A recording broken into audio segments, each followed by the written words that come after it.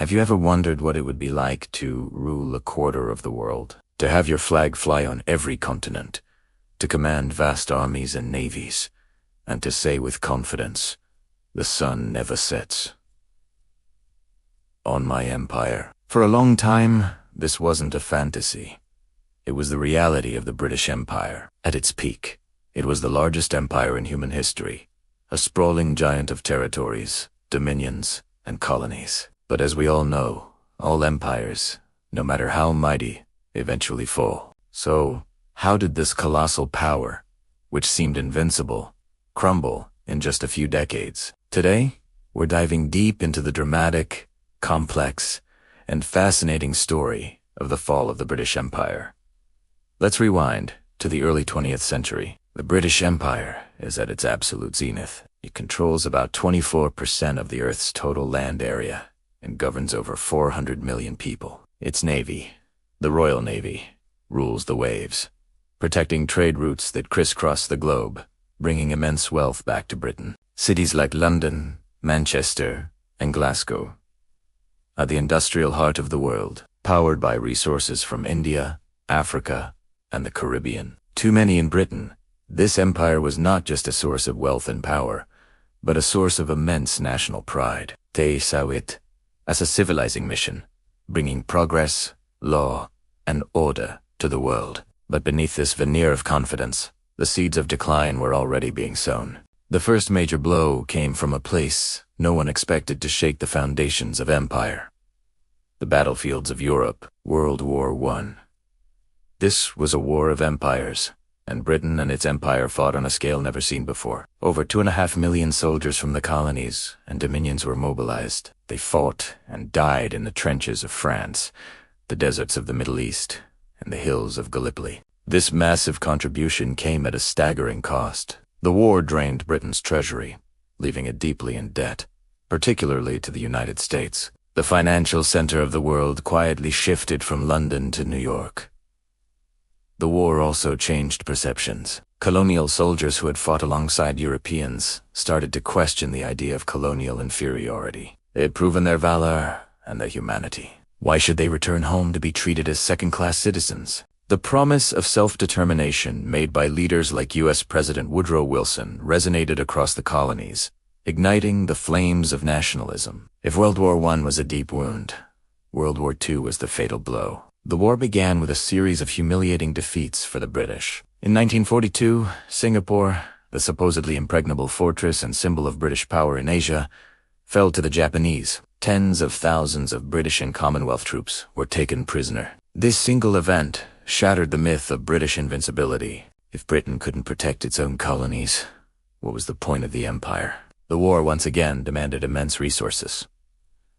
Britain was pushed to the brink of bankruptcy. By 1945, the country was exhausted, both financially and morally. The New World Order was being shaped by two new superpowers: the United States and the Soviet Union. Both were, for different reasons, fundamentally opposed to the old European colonial empires. The U.S. championed free markets and self-determination, while the Soviet Union promoted anti-imperialist, communist ideologies.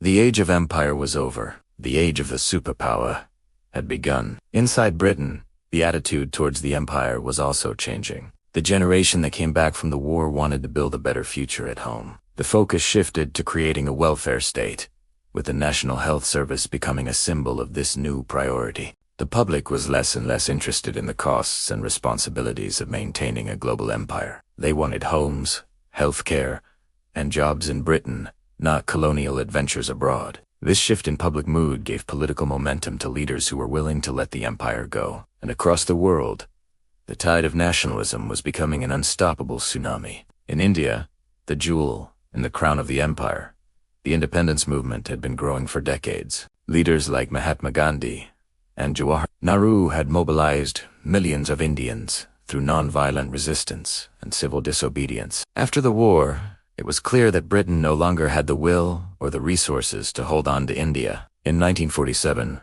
Britain granted independence, but the joy was marred by the violent partition of the subcontinent into India and Pakistan. This chaotic and bloody withdrawal set a pattern that would be repeated elsewhere. The independence of India was the beginning of the end. It sent a powerful message to other colonies. Freedom was possible. The dominoes began to fall quickly. The process was called decolonization. Sometimes it was peaceful. In many parts of Africa and the Caribbean, Britain negotiated transfers of power to new national governments. Leaders like Kwame Nkrumah in Ghana became powerful voices for Pan-Africanism and independence. Ghana's independence in 1957 was another major milestone, sparking a wave of freedom across the continent. By the mid-1960s, most of Britain's African colonies were independent nations. However, the process wasn't always peaceful. In places like Kenya, the Momo uprising led to a brutal conflict. In Malaya, a long and difficult counterinsurgency campaign was fought against communist guerrillas. These conflicts further drained Britain's resources and hardened anti-colonial sentiment. One of the most telling moments of Britain's diminished status was the Suez Crisis of 1956, when Egypt's leader, Gamal Abdel Nasser, nationalized the Suez Canal, a vital waterway for Britain. Britain, along with France and Israel, launched a military invasion. On paper, it was a military success, but politically, it was a catastrophe. The United States, furious at not being consulted, applied immense financial pressure, forcing Britain into a humiliating withdrawal. The message was clear. Britain could no longer act as a world power without the approval of the United States. The lion had lost its roar. So, the fall of the British Empire wasn't a single event, but a perfect storm of factors. The economic devastation of 2 world wars, the rise of powerful nationalist movements inspired by new ideologies, the emergence of the US and USSR as superpowers who opposed colonialism, and a changing attitude within Britain itself. All these forces came together to dismantle the largest empire the world had ever seen in just a few decades. The famous wind of change, as Prime Minister Harold Macmillan called it, had blown through the empire, leaving in its wake a new world of independent nations. The final act came in 1997, with the handover of Hong Kong to China, as the Union Jack was lowered for the last time over the city's harbor. It marked the symbolic end of the British Empire. What was left was the Commonwealth of Nations, a voluntary association of 56 independent countries, most of which were former British colonies. It's a legacy, but a very different one from the empire of old, based on shared history, language, and values, rather than rule and subjugation. The legacy of the British Empire is incredibly complex and still debated today. It left behind systems of law, government, and education, as well as infrastructure like railways and ports.